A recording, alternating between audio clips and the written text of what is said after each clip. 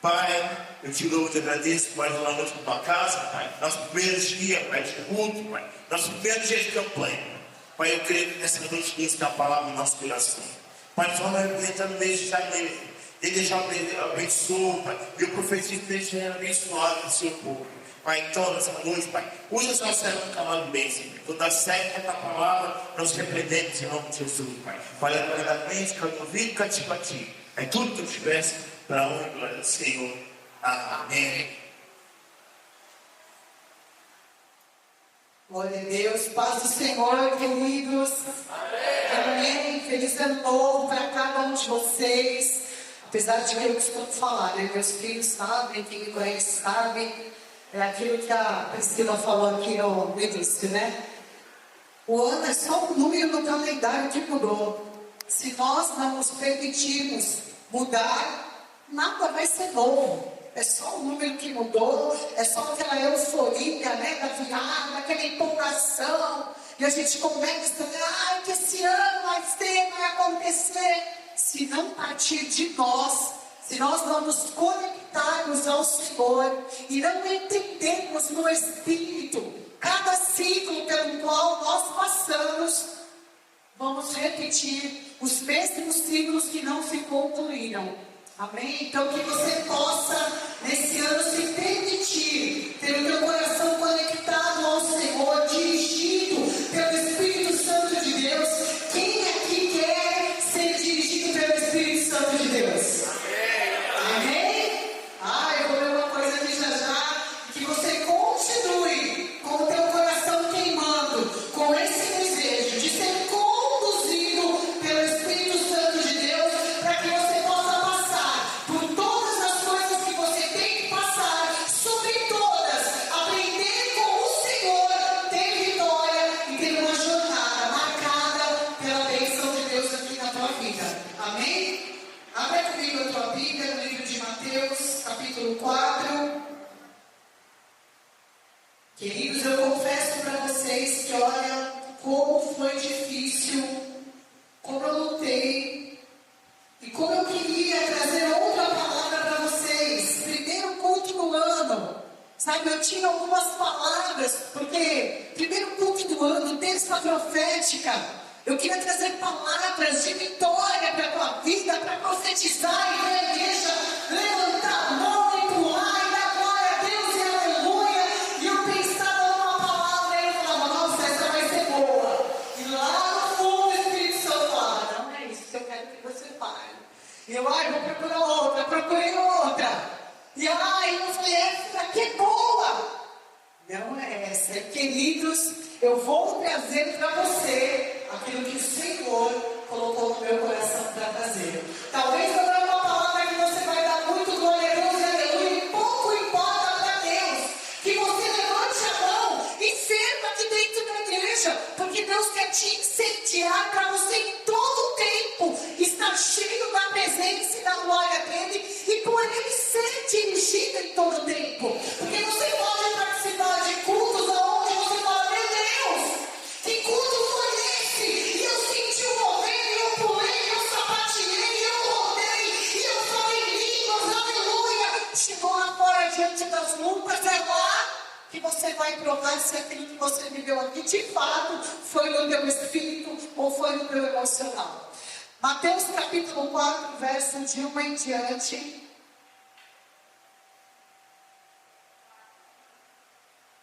Amém? Diz assim: a seguir, foi Jesus levado pelo Espírito ao deserto para ser tentado pelo diabo. E depois, ele passou um tempo naquele deserto, depois que ele jejuou 40 dias e 40 noites, ele teve fome. E então, o tentador, aproximando-se, lhe disse: se és filho de Deus, manda que estas pedras se transformem em pães. Jesus, porém, respondeu: está escrito, não só de pão viverá o homem, mas de toda a palavra que procede da boca de Deus.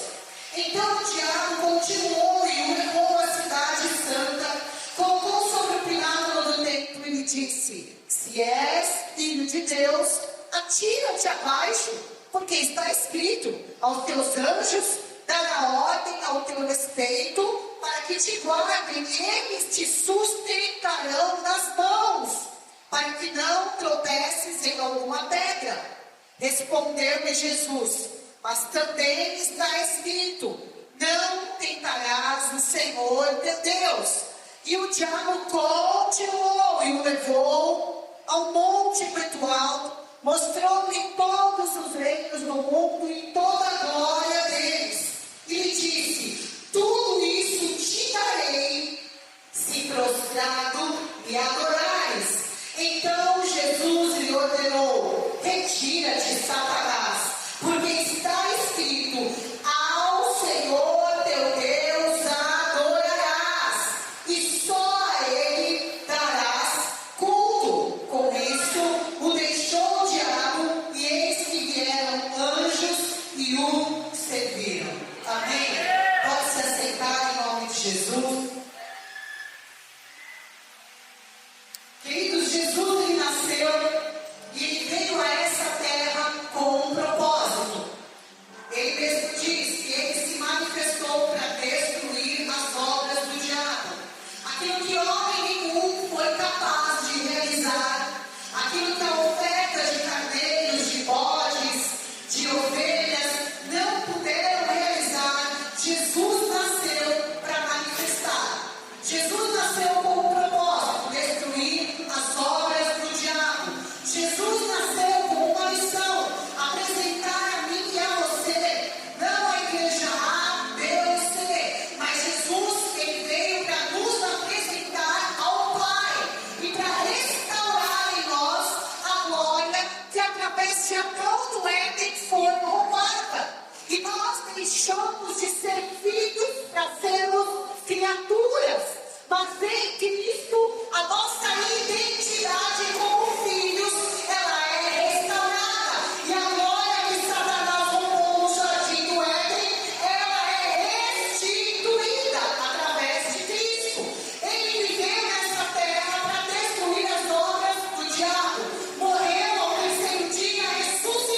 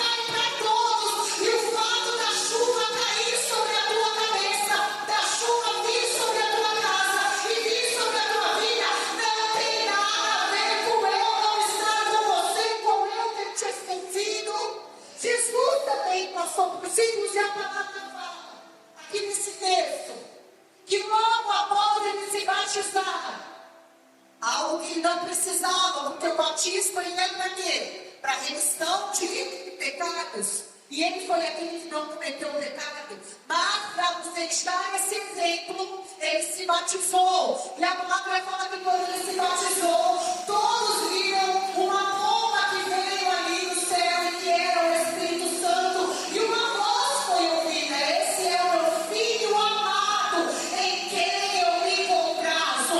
Eu quero te falar algo da parte do Senhor, do teu Pai. Você é o filho amado em quem ele se compraz.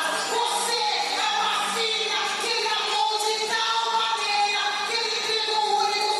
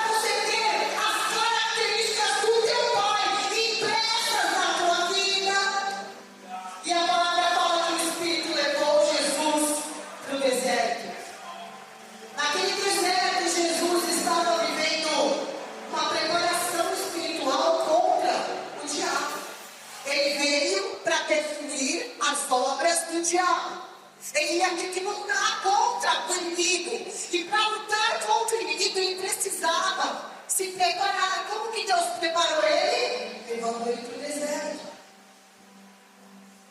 Passou naquele deserto por 40 dias. Quantas pessoas não passaram e tiveram que viver ciclos difíceis para depois viver aquilo que elas desejavam e aquilo que o coração delas desejava? Sabe qual é o meu problema? O nosso problema é que nós temos projetos, mas nós queremos viver do nosso jeito. E o jeito de Deus não é o teu, meu amado. Você quer viver sonhos e você traça os caminhos para viver esses sonhos, mas às vezes aquilo que Deus tem de melhor para a tua vida vai passar por desertos e você vai precisar ter sabedoria para você não perecer e ficar dando volta em círculos. O povo, quando saiu dali, quando o mar vermelho se fechou, em 40 dias eles poderiam ter passado por aquele deserto. Os 40 dias que Jesus passou no deserto, eles poderiam ter atravessado aquele deserto e entrado na terra da promessa. Mas quantos anos eles ficaram no deserto? 40 anos. Muitos morreram. Ei, em nome de Jesus, eu estou aqui da parte do teu Pai. E o teu Pai está te chacoalhando, porque o teu Pai te ama. Ele está falando, filha, filho, ouve a minha voz. Paga o preço que precisa no deserto para você viver o que eu tenho para a tua vida. Não foge do deserto e nós queremos fugir do deserto. Nós queremos sair do deserto e até encontrar palavra de Deus que dê respaldo para massagear o nosso ego quanto àquilo que nós queremos que aconteça. Deixa eu te falar uma coisa. No deserto você precisa ser dirigido pelo teu Pai. Para você não ser enganado, para você não ser roubado, para que nem mesmo a palavra de Deus o diabo use, para que ele te tirar da onde você tem que estar e passar por aquilo que você precisa passar. Jesus, ele passou por aquele deserto, assim como tantos passaram. Abraão foi chamado, Deus tinha um propósito. Aconteceu no outro dia, não. Teve um ciclo, teve uma caminhada, tiveram coisas a Abraão viver. José, Deus tinha um propósito para ele. Como que ele viveu um propósito? Sendo vendido pelos irmãos, sendo preparado enquanto ele era escravo. E aí ele precisou ser fiel a Deus naquele processo para poder estar onde Deus queria e tinha para que ele estivesse. Agora eu te pergunto, se José tivesse pecado como escravo, tivesse se aproveitado da oportunidade e achado que era Deus, não, Deus está dando a oportunidade de estar na casa de Potifar, agora eu posso me deitar com a mulher dele. Ele não teria, ele ia morrer como escravo no Egito. Olha que coisa séria. Ele ia morrer. Foi um tempo difícil? Foi. Foi doloroso? Foi. Mas aquele tempo tinha começo, meio e fim. E tem gente que conhece ao Senhor, conhece a palavra e passa uma vida em ciclos intermináveis de luta, não vive aquilo que o Pai tem para que viva. Sabe por quê? Porque vive vacilando no meio do deserto. Porque vacila quando as coisas ficam difíceis.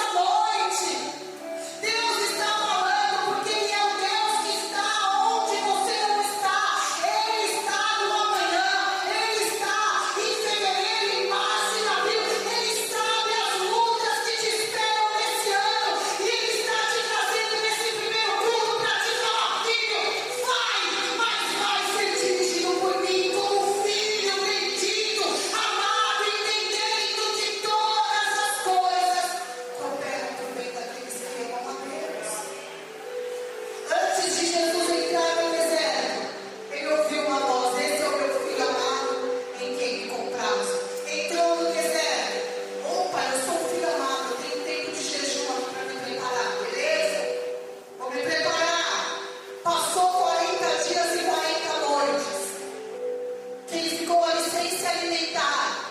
E aí, ele teve fome. Ele estava esgotado. O inimigo não veio antes. Sabe por quê? Porque quando você propõe algo de Deus no teu coração, a princípio o inimigo me fala, deixa, vamos ver, até onde vai sair? Não, eu vou ficar firme agora na casa do Senhor, eu vou ficar firme na palavra, eu sei aquilo que Deus tem para fazer na minha vida, eu vou ficar firme, e você ora, e você jejua. Você está num momento emocional positivo. Bom, está cooperando para o teu bem naquele momento. Mas aí você começa a enfrentar adversidades, situações contrárias que te trazem fraqueza, esgotamento. Aí então o tentador aparece. Ué, jejuou 40 dias, 40 noites. Está lá, se achando o Filho de Deus, que tem todo o poder. Mas agora que ele está fraco, eu vou chegar. E o tentador, então, a palavra nos mostra que ele aparece em qual momento? Ele aparece no momento de esgotamento, no momento em que Jesus está fragilizado, no momento em que ele está fraco, debilitado. E aí, então, o tentador aparece para trazer a solução. E muitas vezes nós cedemos achando que é Deus. Quem que levou Jesus para o deserto? O Espírito. E a palavra fala que levou para quê? Jesus foi levado pelo Espírito ao deserto para ser tentado pelo diabo. Deus não impediu o inimigo de se levantar e ir lá tentar a Jesus. Por quê? Fazia parte do ciclo. Aquela tentação fazia parte do ciclo. E nós vemos que Satanás ele quer usar como arma para enganar a Jesus o quê? A palavra. A palavra de Deus. Na primeira vez ele não consegue, na segunda, como Jesus? Na primeira vez falou, está escrito, eu pensei, conhece a palavra. Então, deixa eu usar a palavra. Também está escrito que se você se jogar e tal. Eu digo para vocês, se vocês conhecem. Quero que vocês se atenham ao fogo de Satanás. Usou a palavra. Eu não sei quem estava aqui na última vez que eu ministrei. E o Espírito Santo falou algo comigo que todos os dias eu leio e eu oro por isso. Para que eu não conheça a biografia, mas para que eu conheça o Deus da biografia. Quem estava aqui, eu não sei quem se lembra, que eu dei aquele exemplo, né? Tem artistas que escrevem a sua biografia. E o fato de você ler 10.000 vezes aquela biografia não te faz conhecer aquela pessoa. Quem conhece aquela pessoa, quem tem intimidade com ela. E quem tem intimidade com aquela pessoa, às vezes não precisa nem ler a biografia, tanto quanto aquele que não conhece a pessoa. Aquele que conhece, tem intimidade, tem convívio. Ele viu uma vez e basta, porque ele conhece a pessoa. E nós precisamos, como Jesus, não conhecer apenas a palavra, mas conhecer o Deus da palavra. Porque se Jesus aqui fosse alguém que era religioso, que conhecesse a regra, a palavra, ele iria ser roubado. Mas o que fez Jesus naquele deserto, não ser roubado,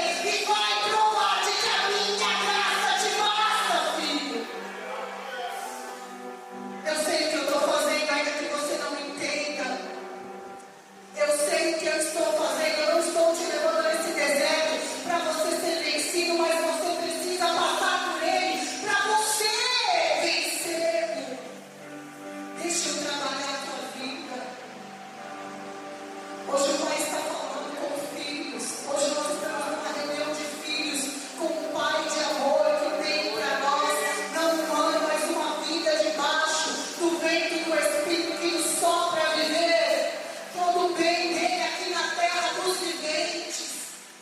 Queridos, a maior vitória que Jesus nos entregou foi a vitória